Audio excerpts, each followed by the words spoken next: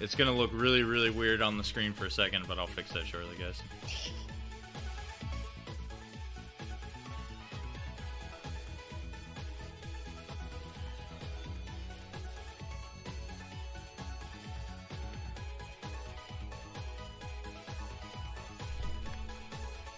Also, let's stop this music, and we'll get FFRs for the time being.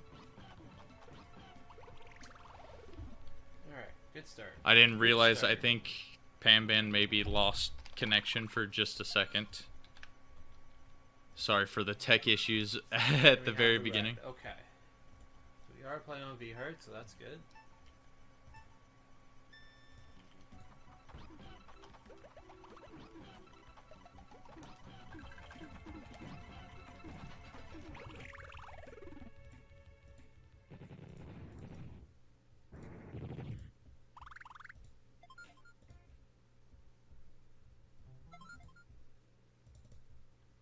I'm going to assume the capture I see right now is Panban, so looks like he struggled a little bit with Lakitu.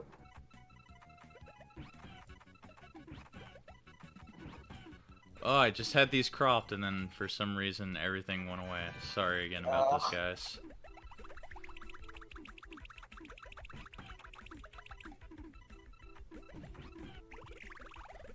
Oh, okay. Alright, Panban's back to normal. I might just have to recrop Thomas's. I don't know why I did this. But yeah, you can see a little bit of theirs right now, so this action is underway.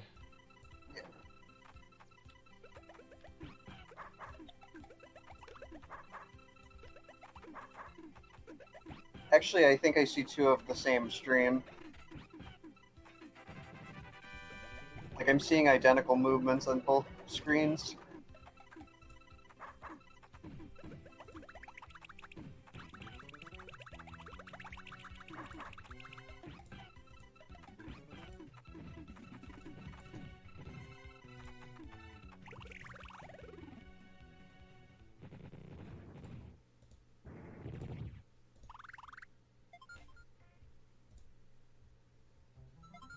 Alright, I think we may be good finally. Sorry about that, guys. Here we are, back into the action. Alright. Looks like FFR, aka Thomas, is pulled ahead by about a stage lead here. So he's definitely doing well for himself. He's showing why he's got that sub 8. Definitely the favorite in this matchup. But Panban's definitely nothing to sneeze at either, as he demonstrates getting a 19 on the Wiggler.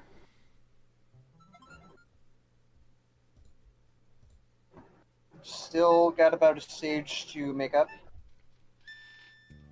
Yeah, and this is exactly what you're going to see from FFR towards the beginning of the matches. He has that cursor speed and he's going to show it off, and since these opponents will, you know, all you got to do is send a good amount of garbage to him, FFR is never going to drop those, and we're probably going to see it. Yeah, he gets a 14-second with that fight, too. That was nice.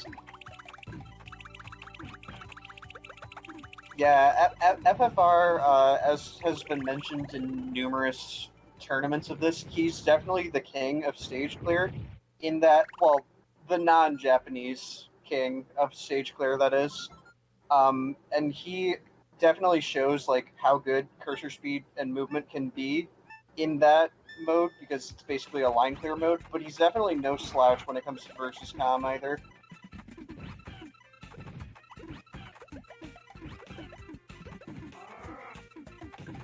Yeah, and just to explain a little bit about the turning rules, we probably didn't go over too much of them.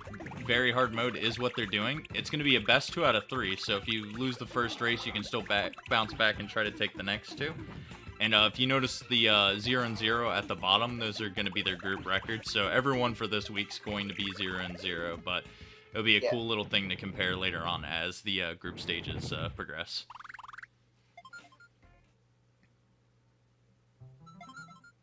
Alright.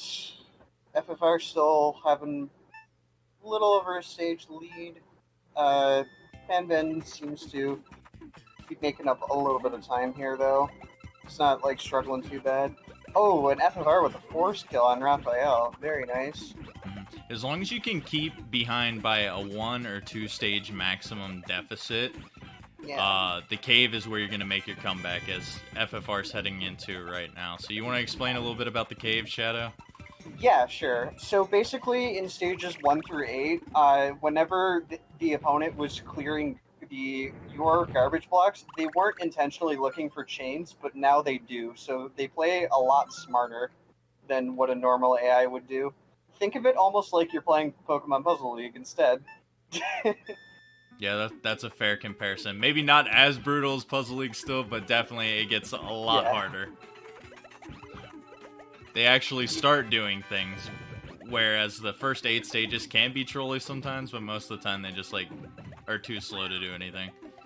You also got to be wary in that you always make sure that their screen is topped off with garbage, because if both players are doing too much, that'll cause a lot of in-game lag, and you don't want that.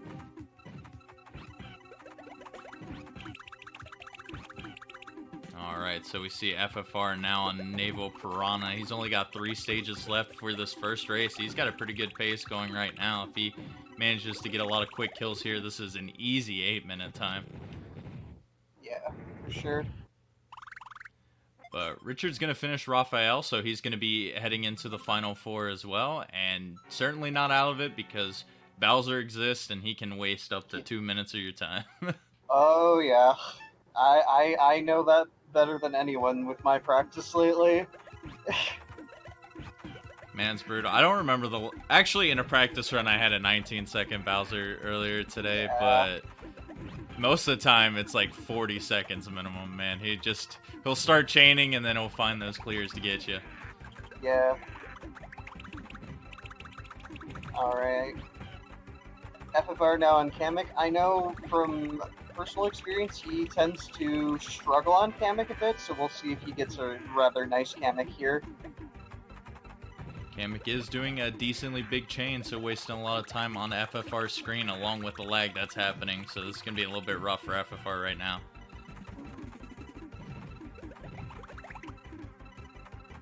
Oh, Richard really close to getting the win on stage 9 there, but just a little bit short. Oh, he actually raised his stack a little bit too high. That's unfortunate. Oh man, yeah, he got a little bit happy with raising there and then ended up costing him his life in the end. Alright, FFR are going to be moving on to Bowser. Definitely on good sub-9 pace here. Definitely what you want to see for this tournament. A very competitive time for some of the top runners here in this tournament. I feel like in the tournament 2 years ago, you could get away with 9-minute times, but once we hit the finals, I don't think it's going to cut it. You're going to be needing to get these 8-minute times consistently, or else you're probably going to lose the race. Yeah, for sure. But yeah, Richard needs a miracle right now. He needs Bowser to troll for quite a while, because that death set him back quite a bit. Yeah, it's unfortunate, really unfortunate when that happens. But FFR gets some really good garbage RNG there, and he is going to take this first race. With an 8:30, very nice. Man, setting the bar high. Ignore how that screen just went right now. We'll fix that in a second, but yeah, setting the bar high. The very first race of the tournament, and man, he just killed it right there. Yeah, definitely proving why he's one of the top runners of this game, of this category.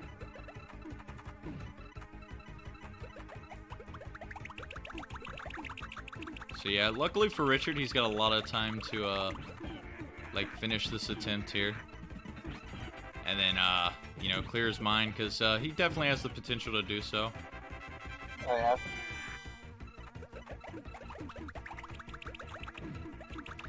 Yeah, so basically when I was trying to recrop this, I thought it just like misaligned itself again. Yeah. But apparently it just wasn't picking up the right window. So now we should be good. And I had it in studio mode, so I didn't have to like recrop it again in the middle of the match. So as soon as the match ended, that's when I put it back. Yeah, it's all good. But now we get to show off our neat little points at the top here. Get to see a little dancing star. Yeah, the dancing star obviously symbolizing when you, it's in the middle of the screen in the game whenever you win or lose. The player who won, their star lights up. Oh, nice force kill finally on Hookbill. Man, Hookbill's gonna haunt his dreams tonight with a death in a 2+ minute stage. Yeah. Well, he's gonna get that out of the way now, and hopefully he has a pretty good cleanup here on the last 3 opponents to give him some momentum going into the second game. Oh, yeah.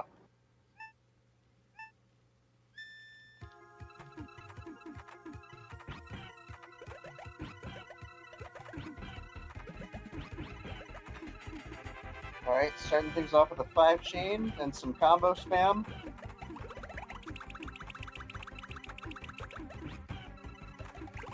See if it's enough. Yes, it is. A nice 18. Alright, yeah. That's the bounce back he needed right now. He is doing pretty well now. It's, also another thing about the cave to explain real quick. It's definitely smart to set, like, you can get away with sending a little bit at a time just because the AI is so aggressive and they'll raise their stack immediately. And sometimes you can cheese them and catch them off guard and kill them in, like, 10 seconds. Or something crazy. Yeah, it's like, it can be lucky, but at the same time, if you're going for a world record, it's like a thing you gotta risk, because you could still get like a consistent 20 to 30 second time, but they ultimately, the cave opponents have like the biggest window of opportunity to get like that 10-second time. Absolutely. But you gotta pray and hope that they're dropping chains on their screen, or else opponents like Kamek and Bowser just keep going on forever and ever. Yep. Uh-oh. This isn't good. Uh-oh. Yeah. He's getting force killed here. He ran out of blocks. Yeah, and just like that, he's gonna forfeit from this race. Just a little bit rough of an end there, but you know, get a clear head and maybe get it done for the second one. Yeah, run it back, get a cool head, get an idea of how how much of the cave can be a bit of a troll.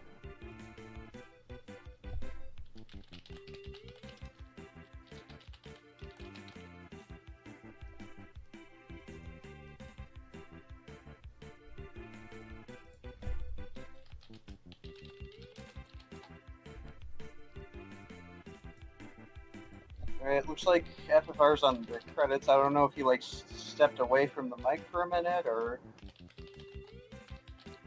Nah, he's still here. I guess he's just waiting to see how Panban was finishing or not. Gotcha.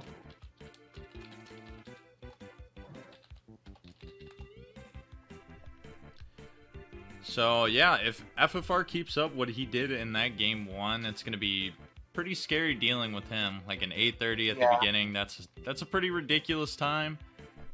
And it's not possible for Richard, but he's definitely got to pick it up. Maybe just go for more safe of a play for this next run and just do, you know, bigger chains over and over. Definitely.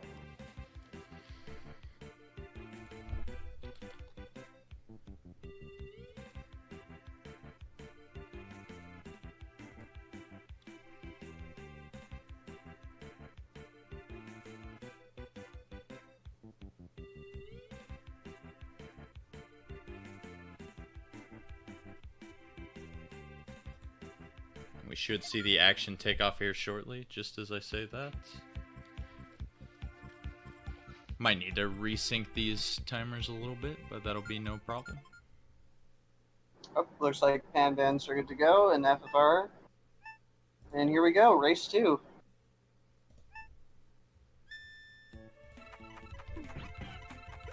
Alright. FFR starting with... probably not his best chain, but he's definitely mixing in some good combos. FFR's screen is a little bit... I'm fixing that. I guess I cropped it when he was on a weird part of the transition, because Tetris Attack likes to do that, where like Alright. the screen's a little bit black on the edges. Yeah.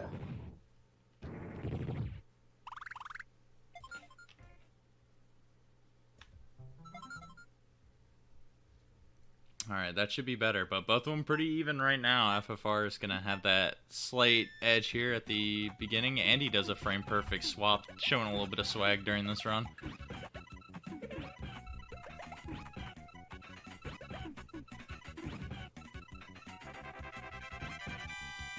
Oh, I just saw Panban also do a frame-perfect swap into a chain.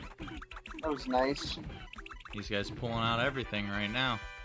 FFR gonna come on top of that stage as well. Just edged him out by 2 seconds that time, but he's gonna be further building up this lead. Yeah.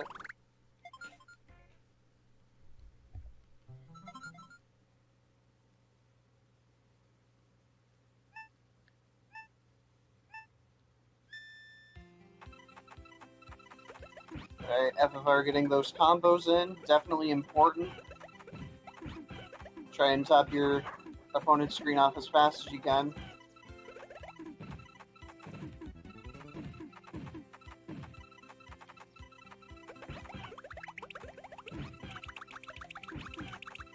Oh, what on earth was that on Pucci's side on FFR? Like he just like got into a 4-chain with like a 6 combo. Like he locked into it. That was really silly.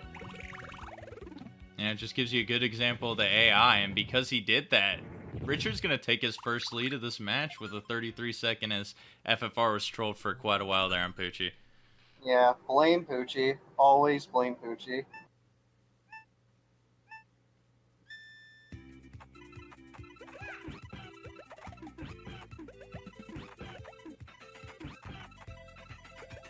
Alright, let's see how what I like to call the final boss treats them.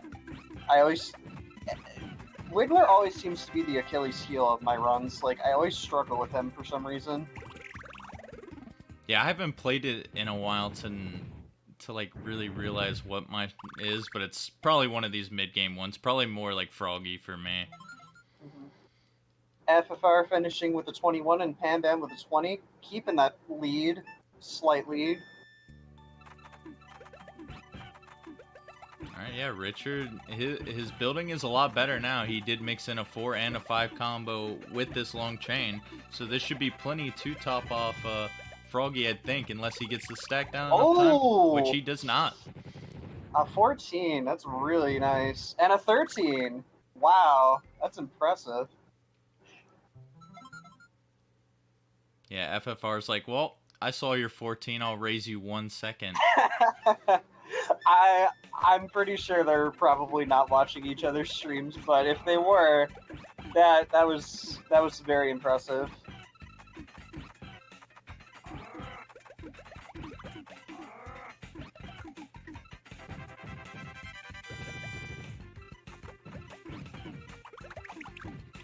Alright, so this is FFR's opportunity to maybe take the lead back here. Blarg's doing some down stacking though. Is he going to be able to find his clear? He's still buying time, and he does with the yellows. But on Richard's side, he's not as lucky either. He probably is going to get this kill as soon as the garbage clears, but it might give FFR just enough time. Oh, they finished at the same time. Yeah, wow. They are about dead even right now. Richard by frames. This is neck and neck. This is what we came here to see.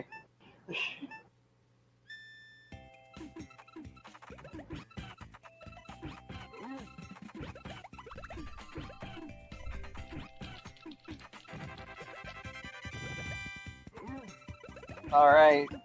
Richard sent in a textbook 6-chain. Now he's combo spamming a little bit because he didn't mix in some combos with that chain. And FFR looking to get that force kill.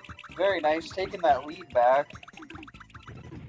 He sent plenty of garbage over to Lunchfish there, and now Richard, he had a pretty solid start, but it wasn't too much, and now he's just got to wait a little bit longer, and he's going to end with that 36-second time.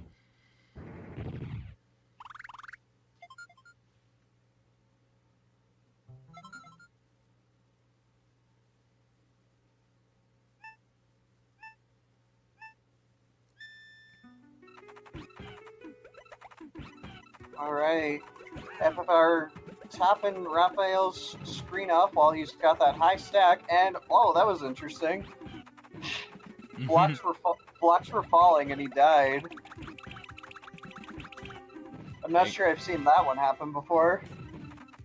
Yeah, very rare kill to say the least. Kind of reminded me of a panel attack kill where most of the time the competitors died with like 2 separate towers and it was hard to lower both at the same time. So Yeah. Raphael dying in a similar way there. And now FFR is onto the cave.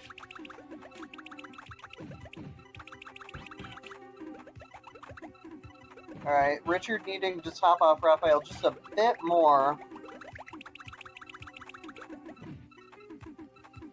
Just a little bit more than that.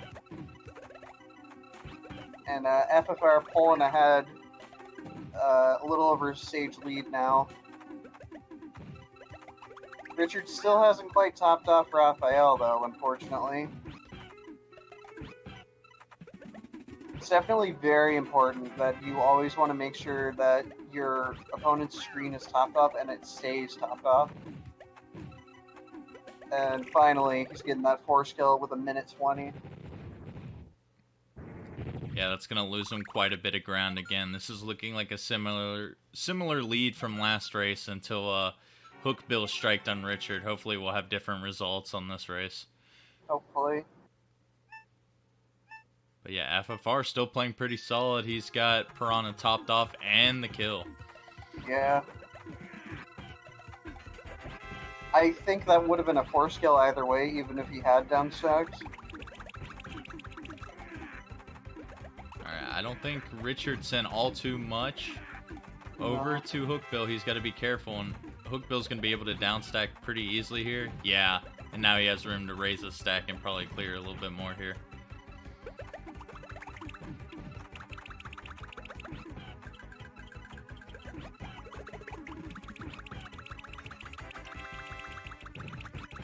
FFR doing some follow-up combos. And Richard does have a lot better luck with Hookbill this round, but he's going to need a lot more luck here as FFR just finishes with Kamek. Yeah, moving on to the Bowser, as Edovine would call it. Yeah, so FFR just 1 stage away from taking the very first win in this tournament and going up 1-0 in his group. Let's see how Bowser acts.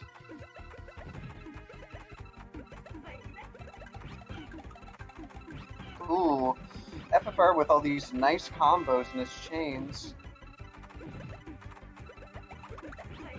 Very nice looking.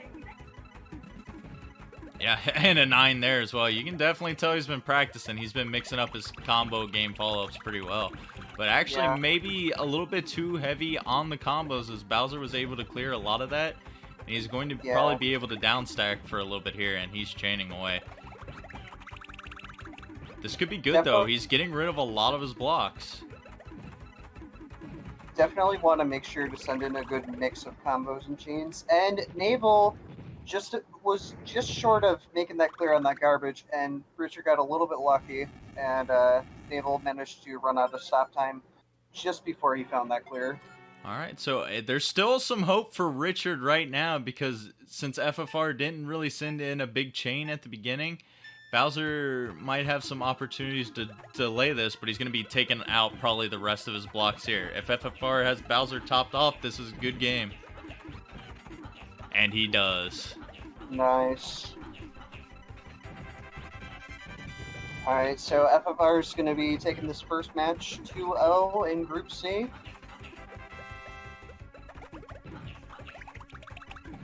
Yeah, good stuff to him, yeah. 2-0, 2 pretty solid times, both of them sub-10. We're probably going to see Richard finish out this run. It was a lot closer than that first run, so at least he can be happy with that. And he didn't have the easiest opponent to start the match here, so he's got to take that into consideration too. Yeah.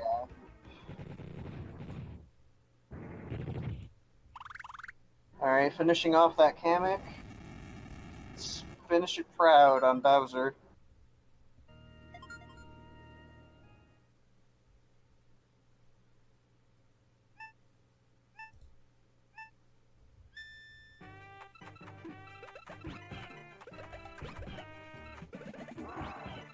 See, we're gonna see that sub 10-second Bowser, very rare. Not. Can I say I lied? Yeah.